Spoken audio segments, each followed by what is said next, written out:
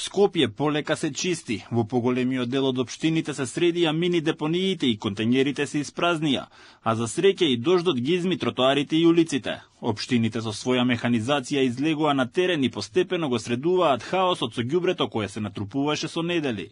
Помош во механизација и луѓе пристигна и од градовите од внатрешноста како Куманово, Велес, Кавадарци. Алфа во обиколка, тргнавме од Карпуш, поминавме низ центар, па продолживме кон Чаир и Бутел. Сепак ѓубре останало на некои места и се чека на комунална хигиена. И граѓаните гледаат подобрување на сликата, но се револтирани за тоа што Скопје се доведе до еколошка катастрофа. Разочарани се од градоначалничката Арсовска, но и апелираат за повисока граѓанска свест. Собирам 2 пати дневно, ама пак има. Ама и граѓаните се недисциплинирани. Па страшно беше. Не можеш да фрлиш ѓубре, не можеш да поминеш, се беше за никаде. Карпуш е чисто. Воопшто, доколку ова зависи од нејзе, воопшто не сум задоволен. По 5 пати ги менуваше директорите, на крајот ништо. И на комунално, и на водовод, и на... По 1 месец ги оставаше само. Чудо едно. Што да кажам, гледате, ова е више срамота и луци.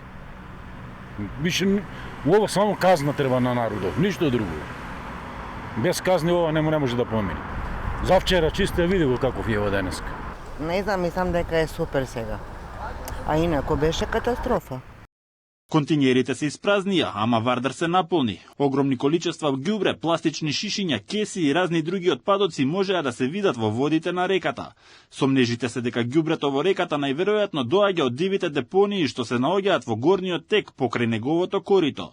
Епидемиолошката состојба во Скопје е стабилна. Институтот за јавно здравје излезе со препораки до граѓаните за одржување на лична хигиена при ракување со отпад, како што е користење на ракавици, маска и миење раце.